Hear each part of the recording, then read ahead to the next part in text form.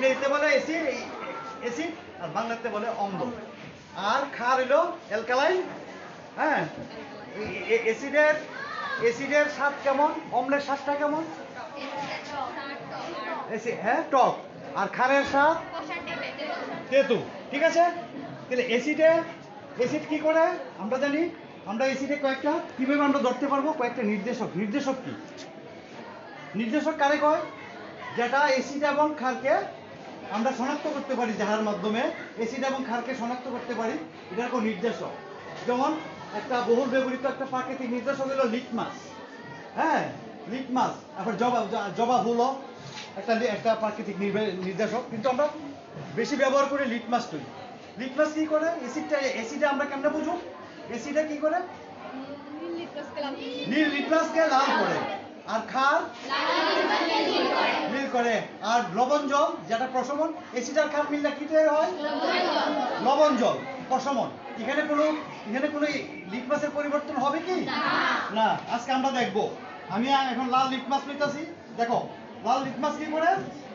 লাল লিটমাসকে নীল করে কে? হ্যাঁ, লাল লিটমাসকে নীল করে। দেখো, এই দেখো, লাল লিটমাসকে নীল করছে নি? হয়ে গেছে নি? লাল লিটমাস কি হয়ে গেছে? নীল হয়ে গেছে। তাহলে ক্ষার কি করে? লাল লিটমাসকে নীল করে। আর এই দেখো, আর অ্যাসিড কি করে? অ্যাসিড নীল লিটমাসকে নীল লিটমাসকে লাল করে। দেখো, এই তো অ্যাসিড আমি ডুবাইতেছি নীল লিটমাস, এই তো লাল হয়ে গেছে। দেখো লাল হয়ে গেছে নি? হ্যাঁ, এখন আমি একটা লিটমাস লবণ জলে ঢুকাই, লবণ জলে দেই, কোনো পরিবর্তন হবে কি না? কোনো পরিবর্তন নাই, কারণ এটা প্রশমন। ইংরেজিতে বলে নিউট্রালাইজেশন, প্রশমন বিক্রিয়া। এখানে অ্যাসিড আর ক্ষার মিললে কি উৎপন্ন হয়েছে? লবণ জল। এখানে কোনো বিক্রিয়া নাই। তাহলে আমরা বিভিন্ন অ্যাসিডের উৎস জানতে পারি। যেমন কি আছে? যেমন দইয়ের মধ্যে কোন অ্যাসিড আছে? Lactic acid. দইয়ের মধ্যে কি অ্যাসিড আছে? Lactic acid.